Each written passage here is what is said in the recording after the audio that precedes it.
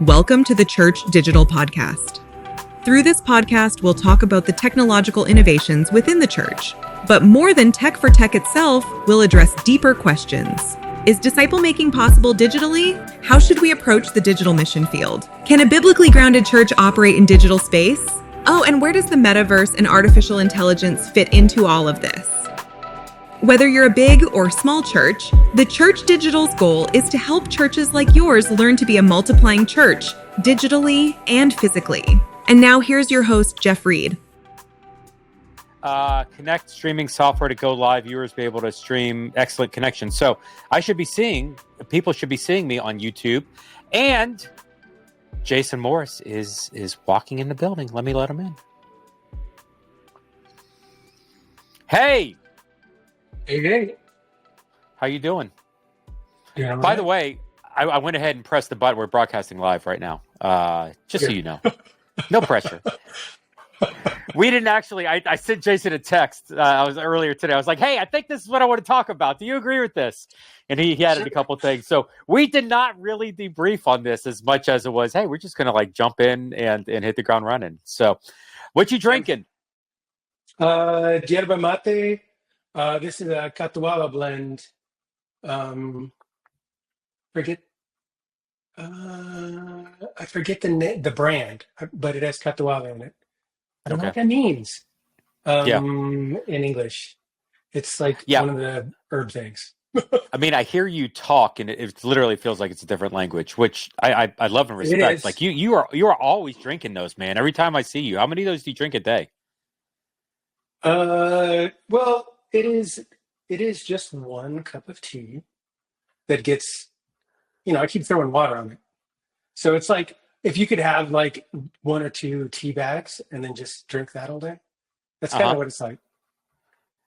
Oh, really? Okay. Yeah. I got to learn more about the drinking habits. I usually don't drink it after around 2:00 in the afternoon if I want to sleep that evening. Very cool. All right. So I just blew up a bunch of notifications. I'm frustrated, J-Mo. I gotta get with Andy. YouTube has been very problematic for me, streaming. For whatever reason, Riverside to YouTube, it's not working for me. And so it worked like 30 minutes ago. Because I was just working through issues and it worked fine. And then, don't change any settings, don't change the stream key, don't change anything. Just turn on press, broadcast again, and it's not working. So hopefully, what I was trying to, because we got a lot of our international friends are now keeping up with us on WhatsApp. And so I'm really trying to get, YouTube to be the deal. And we got to get it figured out because it's not working. But is there a way to do RTMP inside of? That's actually what's happening is my firewall is blocking YouTube from Riverside, and so I did RTMP, and RTMP is only working once, and it's off. And the guys at Riverside are like, no, it should be a persistent key in URL. You shouldn't have to change anything. If it works once, it'll work forever. And I'm like, it depends on how you have it set up. Yeah, maybe something's wrong, but listen. At this point, I'm completely willing to say, "Hey, I'm an idiot," because I want to fix. I don't care if I'm to blame for that. Awesome. Well, Jason knows how much of an idiot I am because let me just say this: the day before, Jason and I were going to Korea. We're on a call. Maybe it was I don't remember what call it was about. It was some sort of call, and Leighton was in the room. Leighton can give testimony to this. Leighton, we were together, and Jason says, "Okay, hey, we're going to Korea together. I need to know, Jeff, what do you need from me on the trip? Mm-hmm. How can I help you in this?" And I looked at Jason, and I was like, "Pretend that I'm a 5-year-old little boy who has no idea what he's supposed to do in international airports, because I don't." Really? It's like I travel all the time. Send me in U.S. International with is a different. backpack. International is 100% different. Yes. I felt so much better. Just the fact that my Uber app worked in Incheon, Korea in Oh, I Seoul. know. That's Oh my huge. gosh. It was like I can breathe because I was so lost without this stuff. And so Jason did a great job up until the last day. And the last day he ditched me, which was awesome because it was like he Dude, was you like, fell asleep I've been at the carrying you breakfast around for table. like You were just I've like been head carrying your down like sorry this. butt for a week. I'm leaving you, you sorry bum. No, it was awesome. I did. I fell asleep at the table. I was like, boom, face down at this table, and We were I was both done. like Oh my gosh. exhausted. Well, I don't know about you, but I was pretty wiped. Yeah. Yeah. You're not a, do you qualify yourself as an introvert or extrovert? You're kind of Oh, like I in don't the know. middle. Yeah, it's weird. I don't know. It's kind of I'm an ambivert. I feel like if one of the things that I've discovered in a party scenario, I will find one or two people to have a deep conversation with instead of working the crowd. That tends to be my MO, which kind of lends me to believe I'm probably leaning more toward the introvert side than the extrovert side. But I Yeah. can turn it on whenever I want. I just can't I mean, maintain it that's for a long time. so the brilliance of the church digital sent two introverts, borderline introverts, Right. to a congress on the other side of And the then we're planet working with the booth. 5,000 people Yeah. working a booth. What could possibly go wrong? What could go wrong with that equation? Oh my gosh. It was, man, I want to get into the conversation here a little bit. We're going to hang out today and just share some of our experiences and our excitement for what happened as a result. And people like, was it good? I was like, oh my gosh, Oh, amazing. it was amazing. It was affirming. It was, Yeah. life changing is too strong of a word. And I think we at the church level, we throw life change around maybe a little too much. But I know that, we've been busting our hump for the church digital. We've been shifting a lot over the past couple of months, Right. trying to get to a place without even really affirmation that the thing was going to work. And we get out there and start having some conversations, and it was just incredible. Like I will tell the stories, but I literally saw grown men cry, describing them some of this shift to a digital missionary, and it was just so good. So I do want to structure. Well, hey, let me, Jason. Just to kick it off, initial. Like we're going to get into the meat of this, so like don't drive this.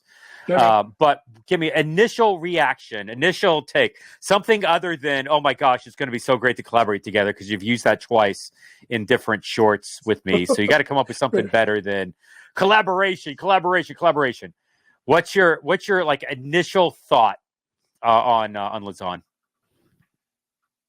Well, what blows my mind is this was a collective gathering of the global church.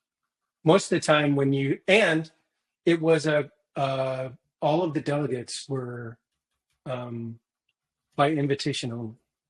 So it wasn't just rando dudes, conference junkies, that sort of thing. These were high level people globally that actually get stuff done, that are there to collaborate and partner.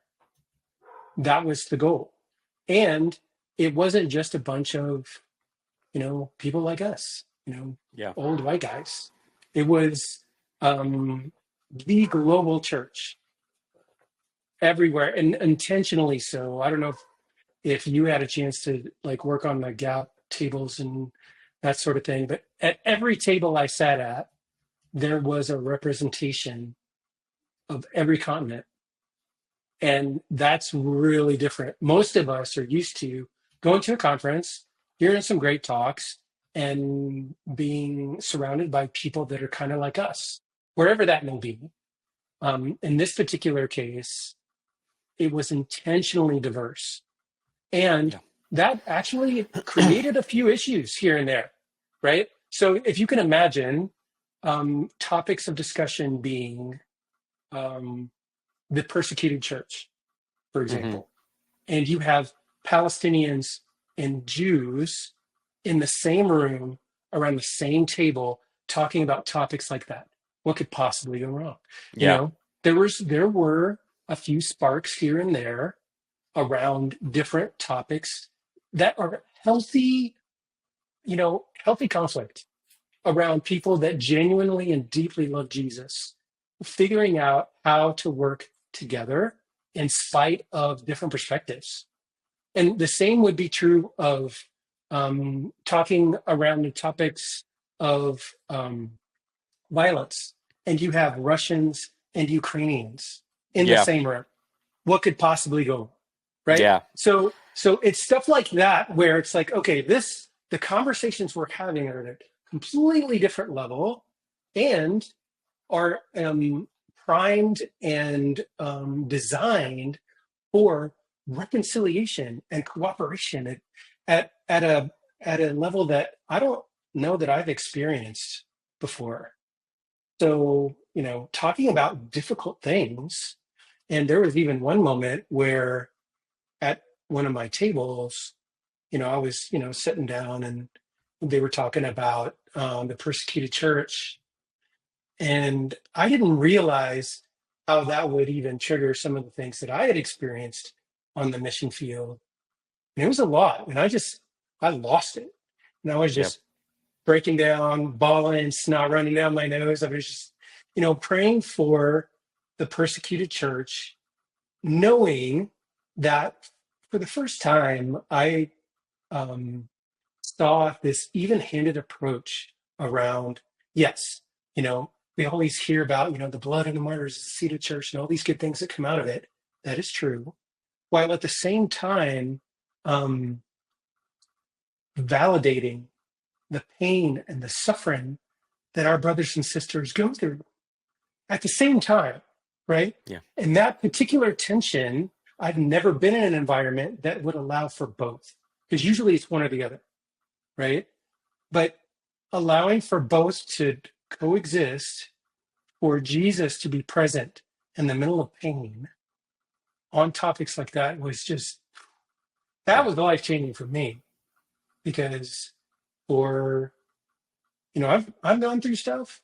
We don't have time to talk about all that, but I've gone through stuff, and I was able to pray for people who have gone through stuff too, in ways that I felt for the first time there was actual value in some of the things that I've experienced that have been very hard.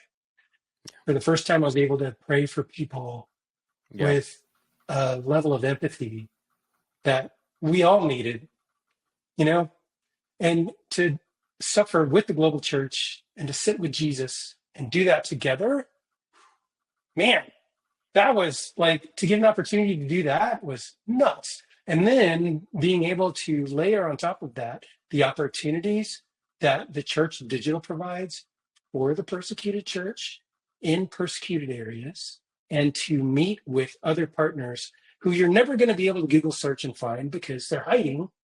But in environments like this, where, okay, you can't take photos, you can't, publish this on social media. And there were problems with that too. I mean, there were some people that were like shooting photos and making friends and then, putting people in danger, and we had to shut that down.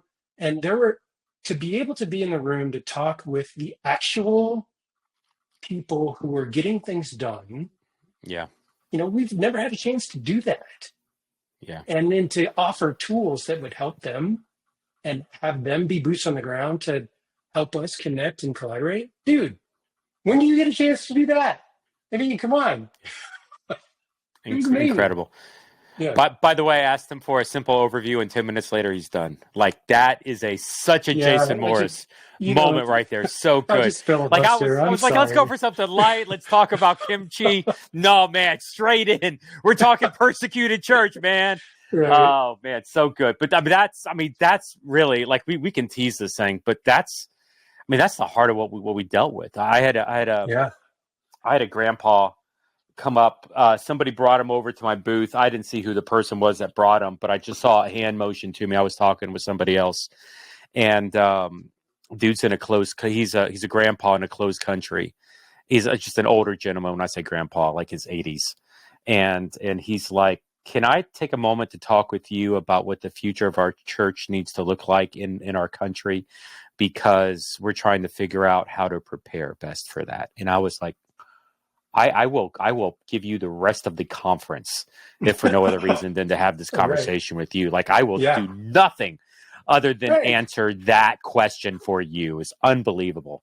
Like there were people that were not even comfortable joining our public WhatsApp group. And so I've got like a list on my device of people that I need to speak with directly to keep them informed of what's going on, because of the secrecy of the underground church and their environments. And I quickly realized, oh my gosh, I need to find somebody at cybersecurity that actually knows what they're talking about, because if we're going to be advising people in closed areas, I don't need to be like making up crap. I actually need somebody that knows what they're doing. And so we're digging into that in a big way. But oh my gosh, so good. Now let's do this. The kimchi was great. Kimchi was great. Yes. That whatever that noodle soup we had that was not quite ramen. It was like a bigger than ramen soup. That was good. Chinese food was good. Yes. Yeah, that was good. I mean, honestly, I don't think I had a bad meal the entire time. I think I had kimchi 2 or 3 times a day. I had so much kimchi. If you know what kimchi is, it's spicy cabbage with other things, with like hot sauce mixed in. It's really good. But that sucker ripped up my stomach for like the week after. Like I didn't realize, but coming back, like kimchi did not like me on the after post trip. So, you're welcome for that. One of the surprises for me, like I knew. By the way, there's a bunch of people in chat. Feel free to ask questions in there. I'm trying to keep an eye on it. Sumi Beats ripped up your stomach. Yeah, totally did.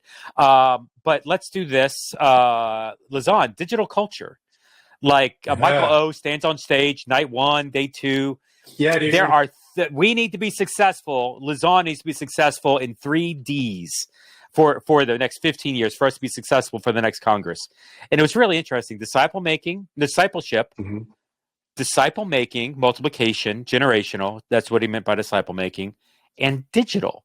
Literally, 2024, one of the top initiatives for the organization is to better understand digital. Parallel that to 2010, when they did not even say the word digital on stage, the entire Congress. And seeing that not only represented in leadership, but throughout the entire culture of the organization was just a beautiful thing. You got anything you want to share on that? Well, I mean, they ran the whole thing on an app, more than one app, actually. You have the Digital Discovery Center bringing together intentionally movers and shakers in the digital space for the digital church. That was really fun too.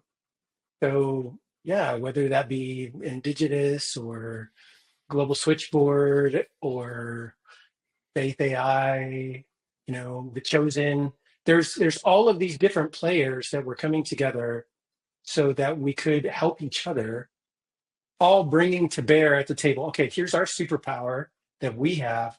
Let's put this on the table and let's help the global church together with the digital tools. And it was fascinating, because there was no question that everybody understood the power of digital for finishing the Great Commission. So everybody was on the same page. It's like, if Jesus and the Apostle Paul were alive today, they would be doing everything digitally. Yeah. And we do too. And if we've got to think where the direction of society and our world is headed, there is a fascinating overlap between the world that is becoming connected with smartphones and the internet, that happens to be, oh, by the way, the same world that we have yet to reach with the gospel in a meaningful way, which, by the way, also happens to be the persecuted church, the vast majority. The overlap of all of those things is not coincidental. So what the digital church provides is a way for both the missionary and the person exploring faith to explore Jesus and the gospel in a way that's a lot less risky than how it was done 50, 100 years ago when your head just got chopped off or whatever. So that the opportunities that are before us, let alone being able to spread the word and the hope of the gospel to an ever-growing population that we haven't really, I mean, kept up with. That's part of our problem right now. We have to use different methods because while Christianity is growing, we're just the same percentage of the global population that, by the way, the growing parts of the global population are the ones that are getting connected to the internet and the ones that are getting smartphones now and the ones that are in the persecuted church. It all just comes together. So I feel like that Yeah. God has prepared all of us, not just the church digital, but around the world, different digital partners with the persecuted church that is awakening to the possibilities the digital provides. All of these things are not by accident. Jesus is orchestrating this math chess game so that the Great Commission can actually become the great completion through the great collaboration of all these partners together globally. So I'm just super excited to be a part of what Jesus is doing. Great commission, great completion, Collaboration with a great collaboration, completion. completion. Yeah. That's you're channeling your inner Dave Ferguson over at New Thing with that. That was Yeah, good. a little bit. Yeah. Hey, so yeah, I mean, we've got, to be honest, like we're getting some feedback right now with the closed church. I know in chat right now in Twitch, one of the individuals in there actually watched the service, the Congress online, which we had, Nice. just with Resi. I know the stats. Resi broadcasted it in 7 languages simultaneous: English, Yes. Spanish, French, Russian, Portuguese, Mandarin, Chinese, and Korean to get to 7. And then they had actually, and this was Tall Skinny Kiwi actually developed a virtual reality lounge for people to meet and connect Yeah. with all over. And so it's like really cool to see, how interconnected TCD ended up becoming with Great. Lausanne and making this happen. It was so cool. But the individual, there's somebody in chat that's from a closed country, and he actually reached out to me, booked time with me during the Congress. I think the first time it showed up, the time zones were weird. I don't know how this worked, but he scheduled a call with me at 2 a.m. Korean time. And I was like, I'm not going to make that call, bud. Sorry. And so we rescheduled, but he's in a closed country and trying to figure Yeah. out digital ministry. And so he's hanging out and talking with people in the chat, and he's been on WhatsApp and Discord. And that's the game right now, where we want to we want to connect with people like our friend here through the Congress and other people. We want to invite them in a community to build relationships, establish trust, and gain credibility, essentially, to get us to the point where we're going to start to talk about equipping digital missionaries. And we're going to get into that in a little bit. But, even let's segue into this, as we're talking about, digital missionaries. This was really the first time, Jason, that we publicly talked about, Right. digital missionaries and being digital missionaries in the ages. Like, we've done internal language with our friends in Discord, and everybody's going to love. I'm not going to stand in Discord and say anything that anybody's going to hate, because they're like, oh yeah, this is awesome, blah blah blah, it's great. Sell them land in the Everglades, and they think it's incredible, especially with the storm coming. But if you try to sell this idea to people that are cold to Christ, and even they're not cold to Christ, but cold to digital ministry, like it was scary to me a little bit, like how it would be received. And it was encouraging to me to see how many people got on board with the idea of being a digital missionary. Like, we had, I don't know, 400 plus conversations, 400 to 500. We handed out 450 stickers with a QR code on it. And just all sorts of people were interested in the idea. It was interesting. It just as a kind of I didn't see that coming. Maybe I should have, but I didn't. In America and in the Discord community, for the most part, the conversations we've had up to Lausanne were people that were somewhat aware of digital ministry. Like the average persona we talk to is somebody who actually is very comfortable with digital ministry, just has been told by their leadership it doesn't work that way. And they're coming to us to get validation and permission to actually do Right. ministry outside of, the church and the denomination and everybody being critical around them. That wasn't who we connected with in Korea. The people we connected with in Korea actually, for the most part, had little to no grounding in digital ministry or digital anything. They were more typical missionaries, church Right. planters. Like, I don't hate to say normal people, but really, really, really normal people doing ministry, not, experts in the digital. There were experts, but for the most part, it was just, salt of the earth people trying to, extend their ministry by looking at digital. And they were so excited about the idea of digital. Do you have a story or anything you want to Oh throw onto that? yeah. I think one thing when they're in the digital discovery center, that little expo area of all the digital tools. You got folks with VR headsets and NFTs and Web3 and do all the crazy stuff, right? And they walk up to the booth and they're like, okay, what do you do?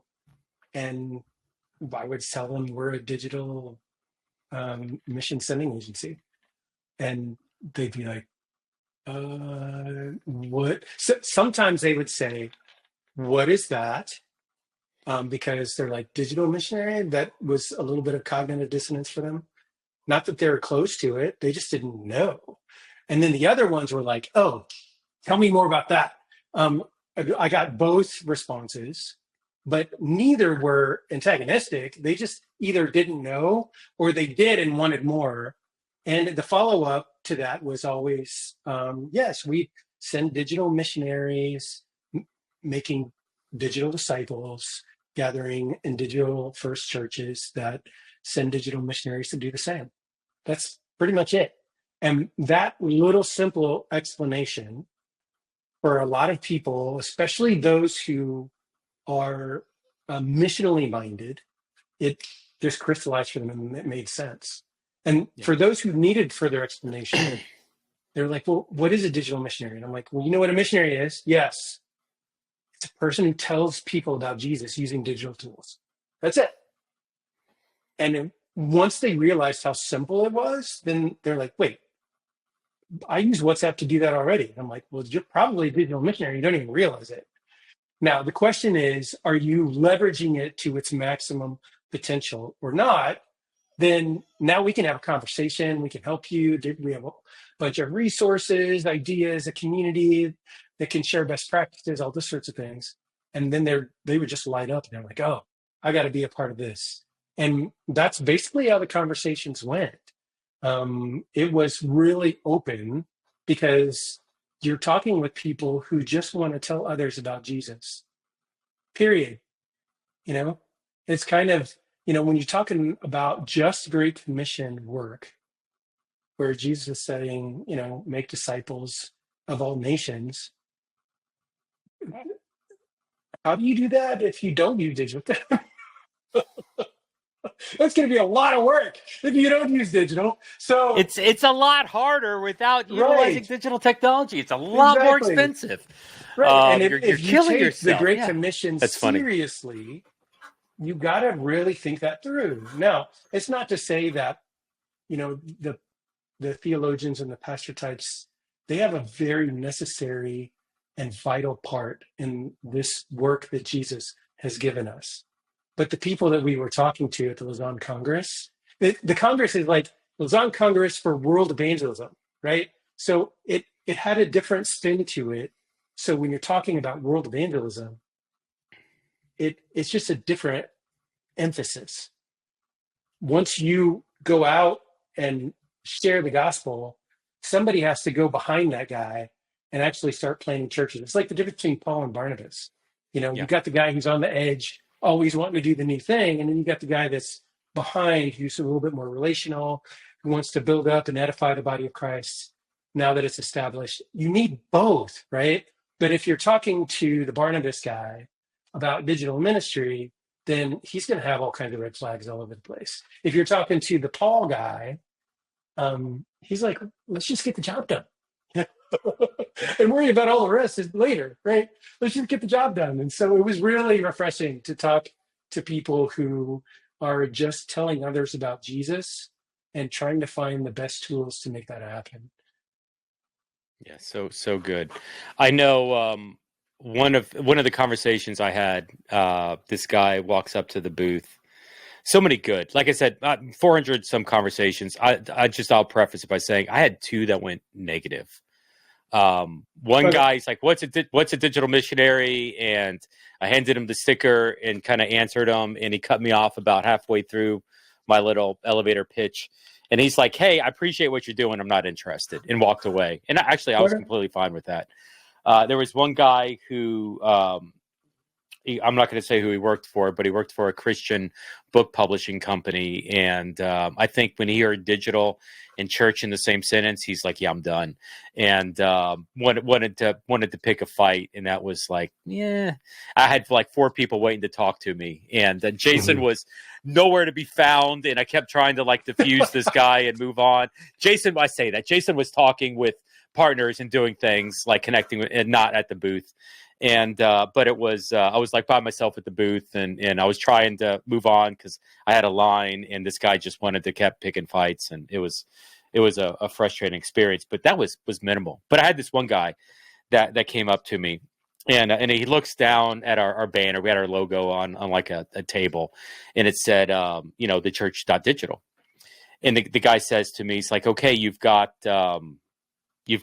church and digital in your title, in your company name. Those are 2 words that don't go together. So that already makes you interesting. What do you actually do? And I was like, hey, I'm Jeff. The Church Digital, we are a digital missionary sending agency. And he cuts me off. Like he's a C-suite guy. Yeah. And he's like, all right, I'm sold. You don't even need to tell me anything else. What do I need to do to help? How can I help? And dude, I met with him for 20 minutes, started talking about all the stuff. And it was exciting to see the vision of digital missionaries, people catching it and running with it. No, they which had, really, go the ahead. vision, crazily enough, is probably a little bit further than even some of our team. Like they were talking about transhumanism. They were trying to figure that out, Yeah. And of course, I know a little bit about that topic, but I feel like that's 10, 20 years from now. And they're thinking in their mind, well, we're not going to meet for another 10 years. We need to talk about this now so that we can get ahead of it. And yeah, okay, they're talking about how AI and transhumanism and all that kind of stuff, machine sentience and all that stuff.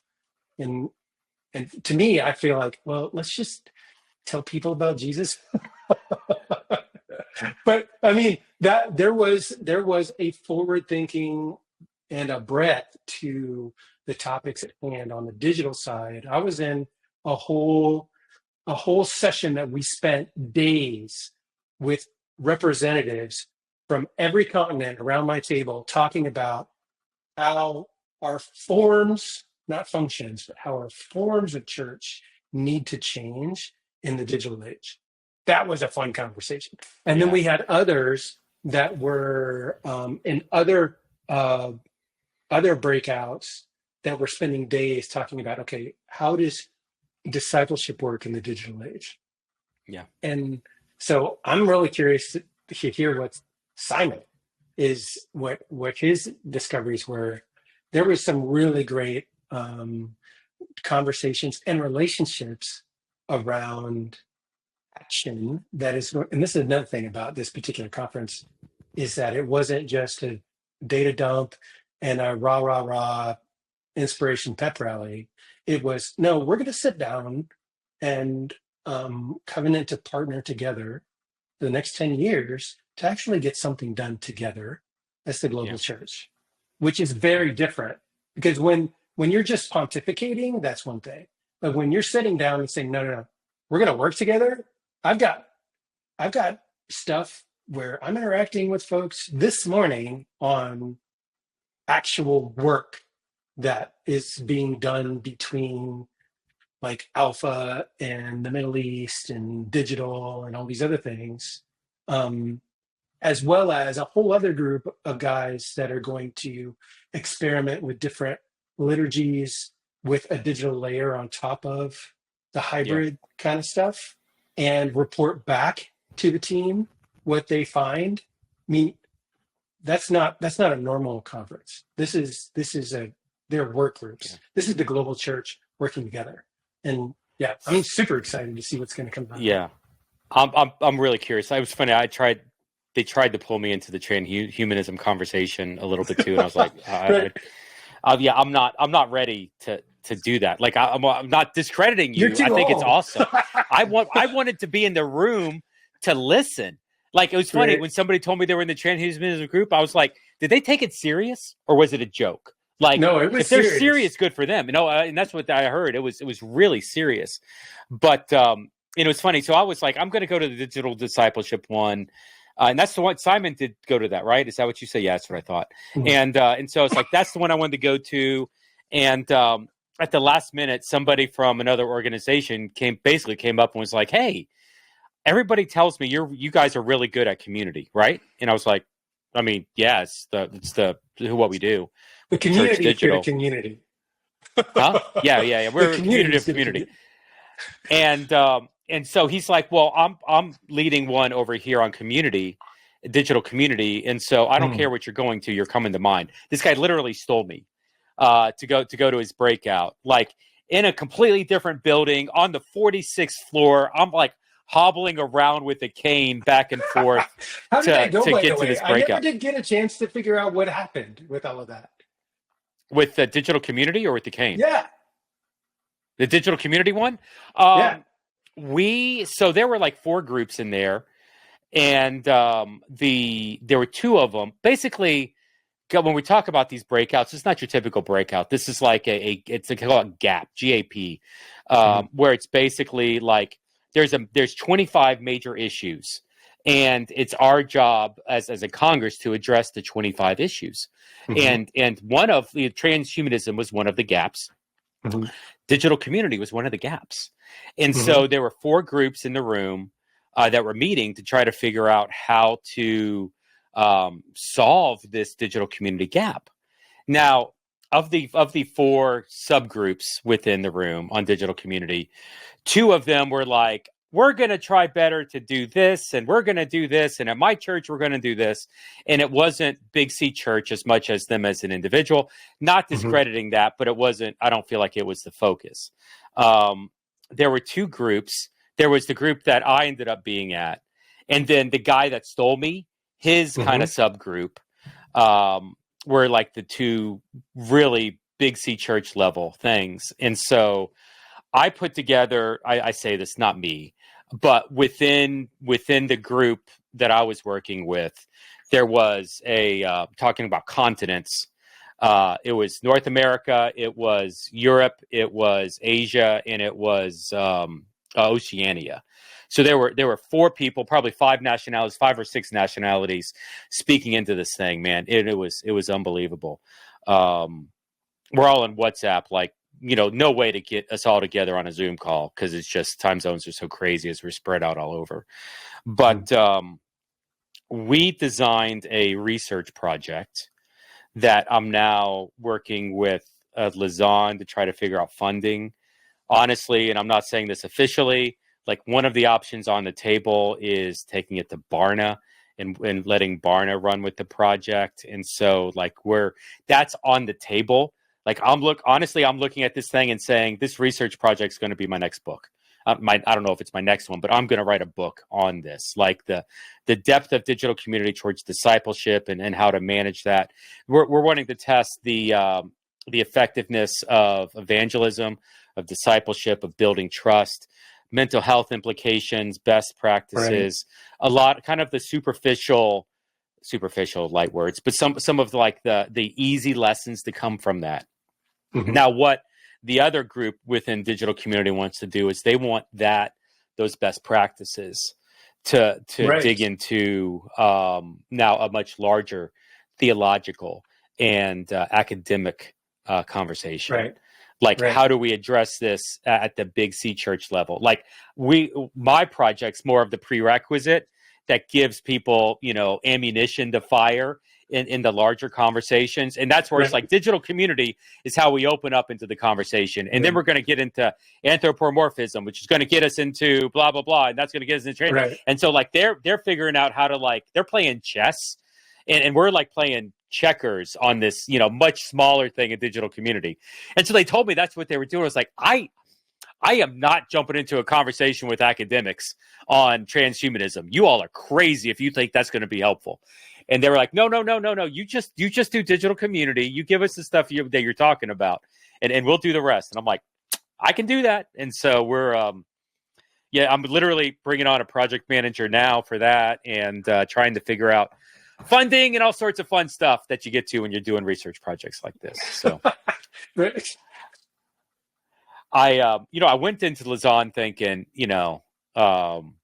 no, I mean, it was going to be more work either way. Like there was no way coming out of it was going to be less work. But the gap stuff, I was like, in my mind, it was, I'm totally just going to phone this in and, Oh, dude. Yeah. I didn't realize get off my feet, take a break and rest. Right. And all of a sudden, like I'm smack in the middle of everything and running point with this national project involving 10 of the top global organizations, missional organizations on the planet, and it's like, okay, I'm glad to do that, but we'll figure. I feel like in that sense that God was answering prayer because this community was praying for the two of us, that God would orchestrate divine encounters, and I'm telling you, Jesus did that all week.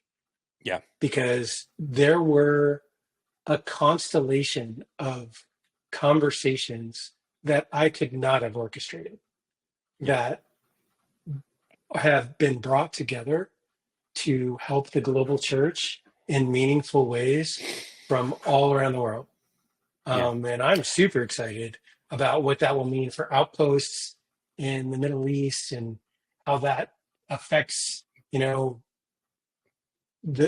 Jews for Jesus and Alpha for, the Muslim nations and faith how digital tech helps with all that yeah. stuff. Yeah. All of those things together was like, wait a minute. It's not, this cannot be by accident. And so thanks, community, for the ways that you prayed for us while we were there.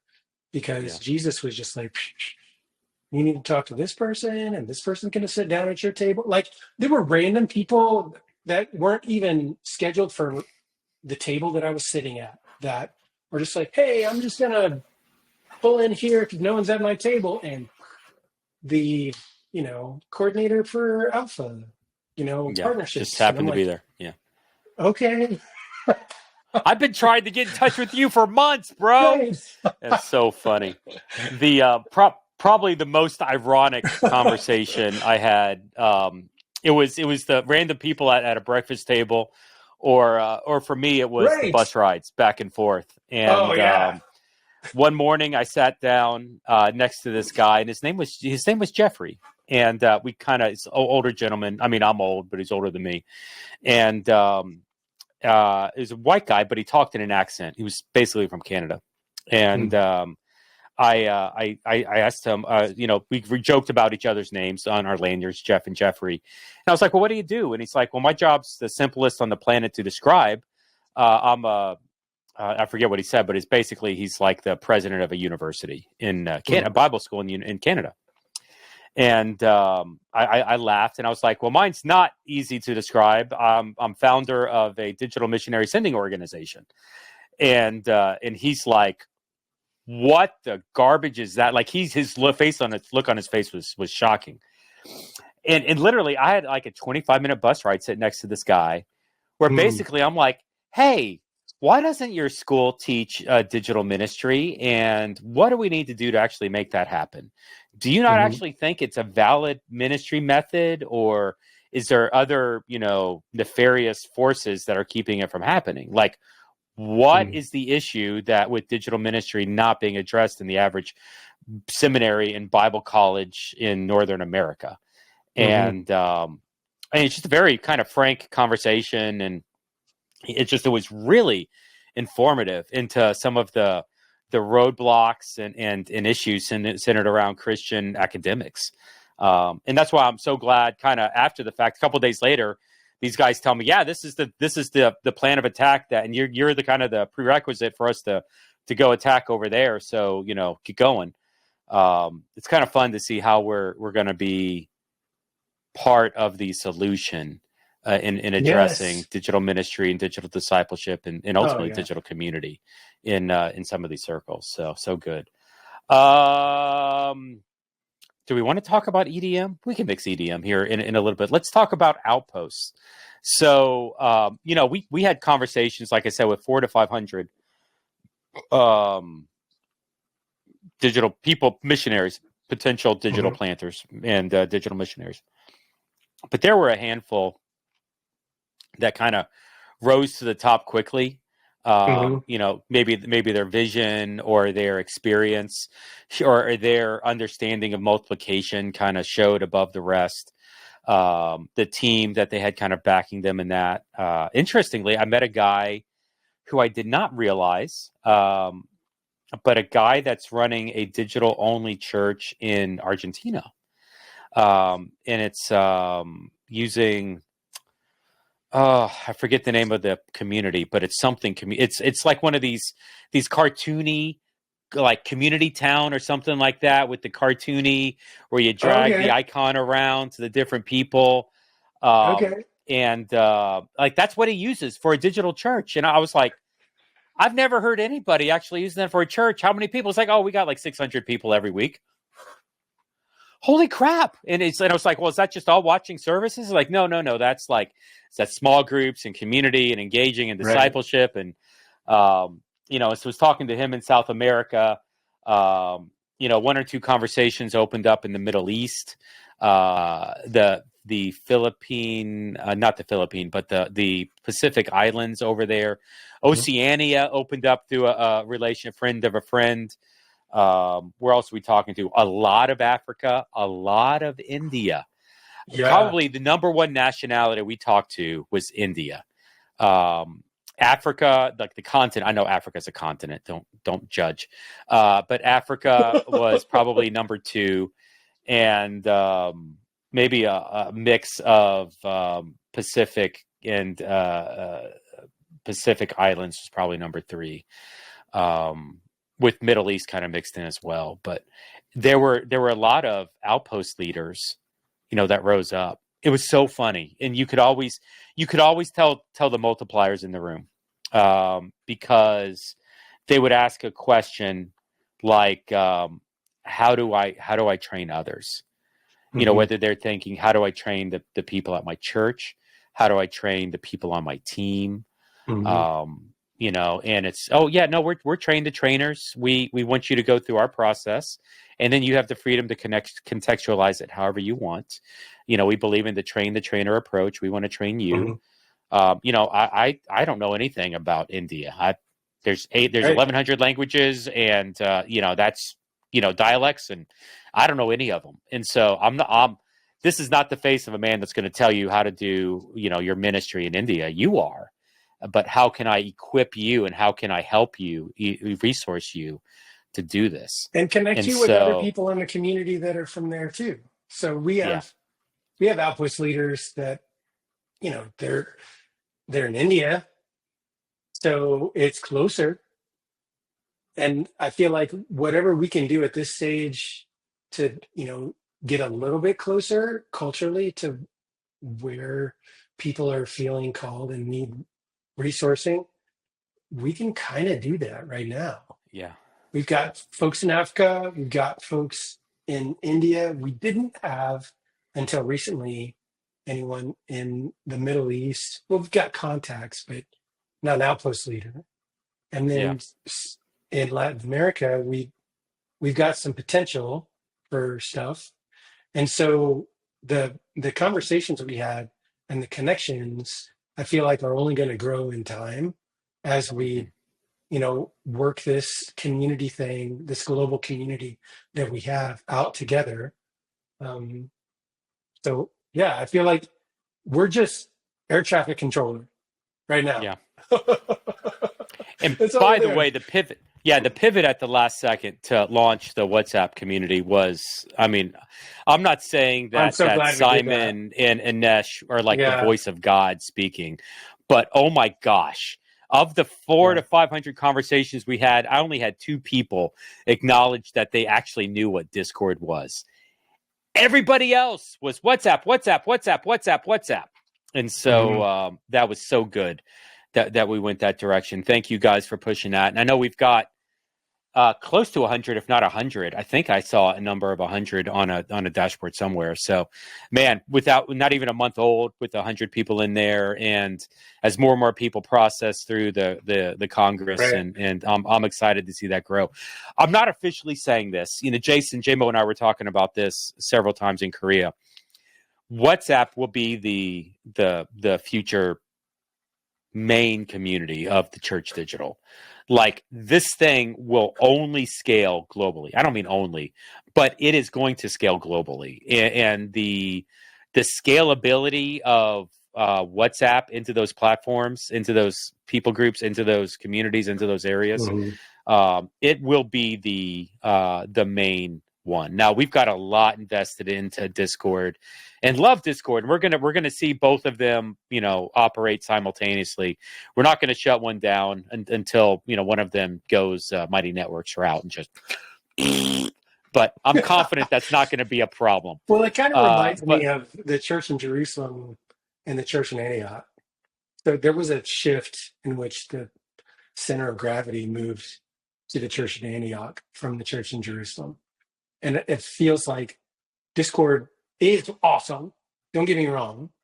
And it just it works really well for that cultural niche that it mhm. works with. You know, like if you're a gamer, yeah, do Discord.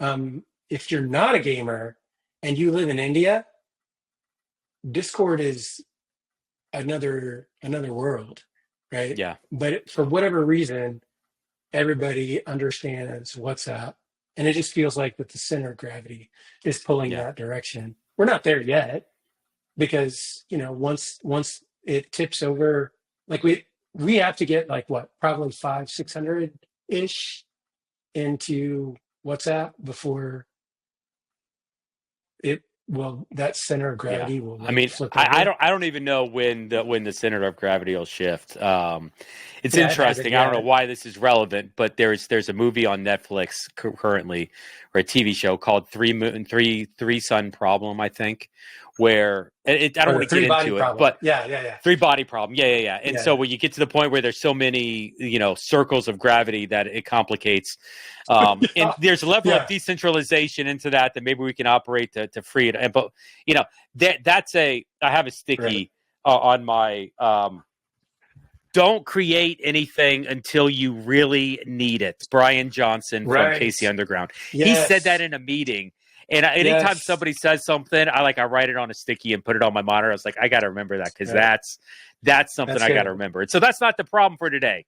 It'll be a problem soon, but not today. Right. Yep. Just Um, let it be. yeah, let's talk about, you know, some. I know as we're running out of time, I'm sure you got to leave at the top of the hour. Some of the strategic partners you mentioned, some of them, Alpha.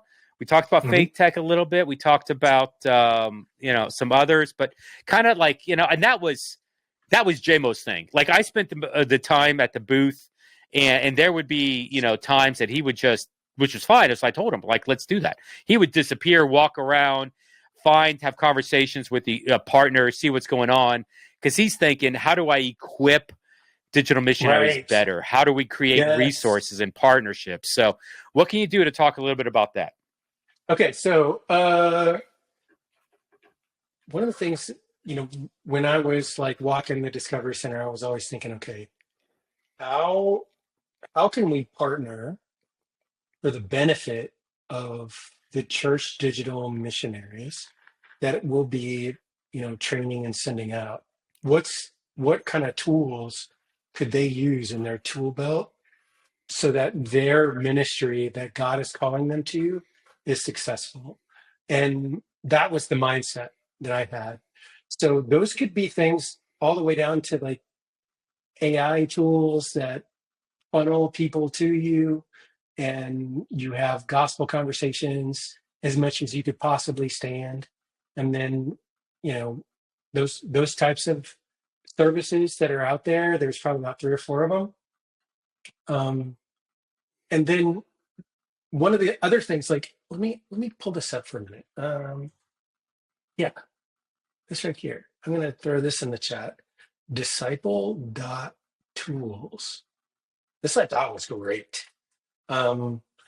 Disciple.tools is this really nice list of a lot of the tools that were being showcased at the Digital Discovery Center, either directly or indirectly, that I thought, wow, this is a great collection, a list of all of the different ways that people like us, digital missionaries, sometimes we don't even know what's available.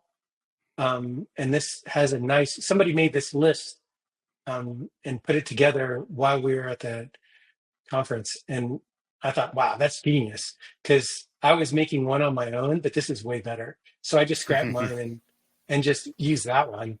But those were the types of things that I felt like, wow, there are tools at every stage of the discipleship process that could be employed, so that whoever you want to reach, there's an app for that. And there's an app that can help you. And I feel like we as an organization shouldn't necessarily say, okay, this is the sanctioned tool or whatever. We should just say, okay, here's the list. Here's what, so-and-so uses. Here's what somebody else uses. We think this is a good one to use, but experiment, because what God has called you to do and the people that he's called you to reach, there might be a better tool than the ones that we've been using. And the last thing we want to do as an organization is throw Saul's armor on you. So here's the list, and so that was really cool to talk with people who are developing new tools, ones that aren't even out yet, like stuff that's not on the list because it's not totally baked yet. Those were the fun conversations, because things like prayer and AI put together, and different cocktails or tech stacks that when combined can create a force multiplier that people aren't thinking through in the normal space.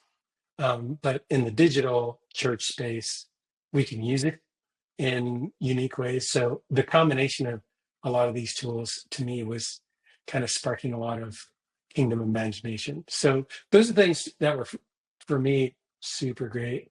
I hesitate to use some names because I want to protect some of the NDAs that I had signed and some of the people in persecuted areas that I don't know if I can talk about.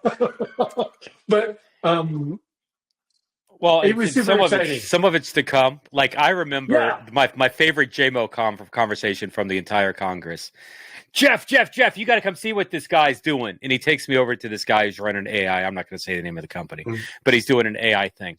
And so somebody else is he's given somebody else the spiel. So he's not talking to me directly. He's talking to somebody else, but I'm listening to what he's saying. And honestly, in my mind, I'm like, I'm really not that impressed. And I don't see how this fits in with the Church Digital at all. Like, I don't, why? Jason is smart and he's wasting my time here.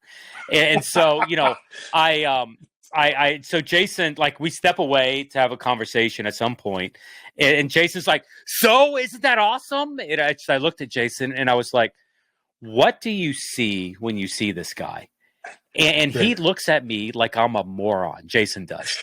And he's like, what do you mean? And I was like, what do you see from this? And Jason describes this product that is unbelievable. It is miraculous. It is incredible.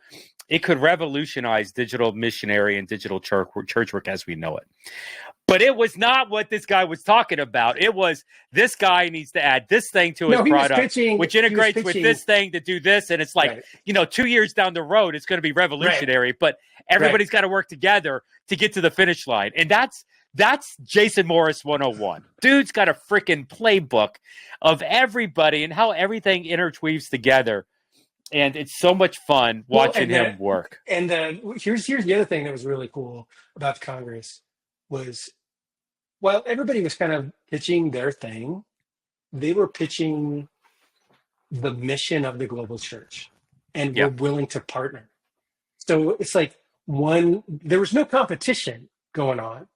It's just everybody coming together saying, oh, this is what I can bring to the table. Let's play. Let's collaborate, And when you're in an environment like that, you can say, oh, if you over here use your tech with this stuff over here, SSO API style, now you've got something magic. Like peanut butter, you got jelly, you got peanut butter, on its own, but you stick them together. Now you've really got something. And then to watch that collaboration happen is just so fun, man. Yeah. I'll say I'm preferable to grape jelly straight. Oh, that straight out of the jar is, that may be why I'm diabetic. I'm just going to be honest. Like that, too many shots of that in my life has caused a lot of sugar issues. But PB&J is what I actually miss the most, is having a good, because I don't get much of those anymore. But thank you for bringing that up. I need some kimchi in my life to kind of balance that out. It'll do it. Yeah. And so, man, listen, we've had some great conversations. Digital tools, disciple tools, that's free, right? Right now? Yeah. I mean, the list is free. Some of the tools that are described aren't. Some are. There's a list of open source ones. So one of the tags in there is open source. And there's a lot of stuff that's on a freemium model that for a lot of the things that what we do, we could probably be in that level. So, but what's great about it is that you're most likely going to see things you didn't know even existed.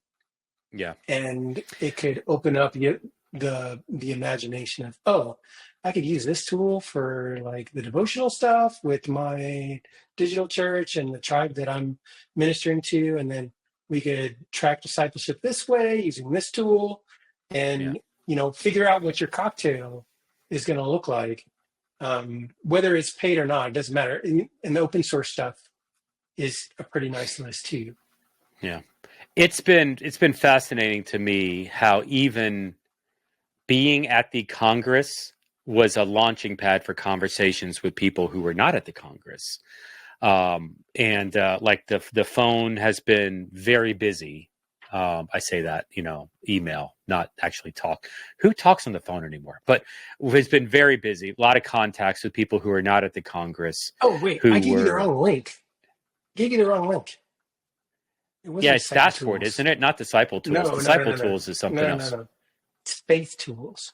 Here, let me throw that link in. Yeah. This is way better. Sorry about that. Faith.tools? Yeah. That's way better. Okay. Disciple Tools is another organization. Yeah, that's a whole different when you said it, I trusted you, but I was like, I don't know if that's true unless you had a conversation that I didn't know about. Yeah, there you go. We're making it up as we go along. It's good. But faith.tools, check that out. Yes. And one thing that I'd say is through the Church Digital, since we're operating as a network, if there are tools that will help across the board, negotiating a cheaper price or something like that is always on the table. So, as you guys, this is one of the things we talk about with our movement leaders. What do you need? Exactly. Like what tool, what resource, what coaching, what material, what platform, because it's amazing the influence, I say this humbly, the influence that we have walking into the table saying, hey, we represent, digital missionaries across the planet. And how can we get this at 90% off? And because we're Right. crazy, people are like, hey, we do want to do that. Let's do that. So like, please keep the conversations and open. I know that's actually one of the things Leighton's so good at, is like knowing what's going on and where people are at, and helping figure out and connecting the dots with some others. So I'll fall back on him or I as we're getting into that. But awesome. How much time are you? Do you have to go? You have any closing thoughts or anything else before we wrap up here, man? No, I don't have any closing thoughts. I gotta get it though, for sure. Okay. Sorry about that. Leave if you can. Don't hang up, because I need to make sure Riverside updates Right. everything on your end. So if you can leave but not go away, Okay. that would be good. All Okay. right. Thank you, man. All right. And so, hey, appreciate it. Thanks for coming by. And as soon as he's here, he's gone. Hey, y'all, seriously, I do want to thank you. A lot of you that were praying for the Church Digital, for JMO and I while we were in Korea.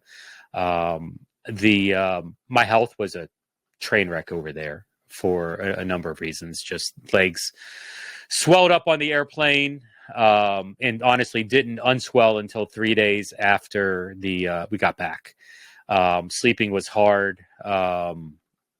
It just was an exhausting trip. I was walking 2 to 4 miles, and that's 2 to 4 miles more than I'm used to walking. And 2 to 4 miles, big deal, until you're walking around with a cane and swollen legs, and it just was hard. But your prayers really helped. It was funny. It's funny, not the right word, but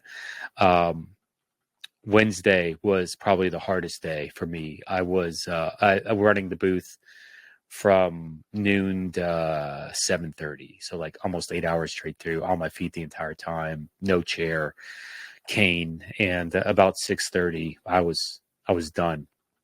And so I literally, there's photos, I just sat down in the booth. Like, people were walking by, I was having conversations, I was shaking hands, I had like a pile of whatever, people would come down, and had a handful of people were praying for me. One dude literally sat down next to me,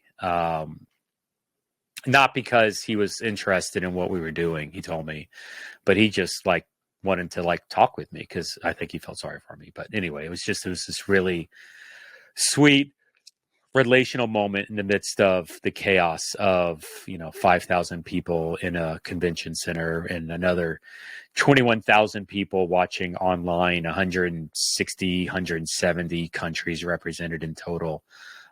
It was just a beautiful thing. So those of you who were praying and supporting us while we were over there, thank you. Those of you that, a lot of you gave financially to help JMO and I get there. That was so helpful and so meaningful. TCD, the idea of digital missionaries, the idea of digital church, it went a very long way as a result of that Congress. And even with the health issues, even with being down a second week with recovery because of time zones, like, I still am not sleeping effectively now, even 9 days later. Like, God used that event on us, and so I'm appreciative of you all for helping us get there and supporting us as we were there. There was some interesting feedback. I forget who it was, maybe Sis Pineapple in chat, talking about, actually, I don't know if it was Sis Pineapple, it was somebody, but some frustrations with trying to get physical churches to understand digital ministry and digital missionary work, I think was the context of the conversation. I can't say it yet. I can't. But I feel your pain. And the Church Digital, we will be addressing that very soon. Y'all pray for us. Korea was, this is what I was trying to say earlier. I was looking at Korea as the finish line. I just need to make it to Korea. We've got so much riding on Korea. We're just going to get to Korea, and that's going to be it. Korea was not the finish line. Korea was the launching pad. And I say that not negatively. I say that incredibly. I say that with excitement. I've got like goosebumps even saying it right now in between the yawns because I'm tired. I've been talking too much. That's the introvert. The yawn is the introvert of me saying it's time to stop streaming. But I am very excited about the launching pad and the doors that God is opening up before us. There's still a lot of change coming to the Church Digital. The team that I have around me is not one to shirk away from opportunities and is looking and seeing where God is moving around us. Experiencing God, Henry Blackaby. I think this is the second time I've mentioned Henry Blackaby today. Look and see where God is moving around you and join him in his purpose. If everyone set aside their selfish ambition and vain pride and instead act humbly to the work of what God was doing, the world would be changed. I'm paraphrasing. It was something like that. Experiencing God, 1976. That quote is older than I am. Look and see where God is doing and join him in his work. If you Google that, you can see the entire thing. Henry Blackaby. Guys, God's doing some incredible stuff in this space. Gals, God's doing some incredible stuff in this space through you. And we are merely, fortunately, gracefully, in a position where we can help equip and mobilize and encourage you. And so look for that. Look for more of that. Whether you're a missionary, digital church, even some of the physical church people that are hanging around, there's going to be some really exciting stuff coming up very soon. So stay tuned. And that's all I'm going to say because it's not time yet. I keep telling myself, I'm the guy who leaks news, like leaks stuff. That's me. I'm the leaker. If that's a GIF leaker, it'll show up somewhere. GIF? Who says? I can't say GIF. I'm sorry, y'all. I'm the leaker in the situation. But love you all. Thank you very much. We're going to wrap up. This is episode 316 of the Church Digital Podcast, live recording. We're done. I have no idea what's coming up next. I think it's Craig Whitney. I think he's next. If not, we'll figure it out very soon. But for Jeff, for Jason, thanks for jumping on the podcast. See you next time on the show. Y'all have a good one.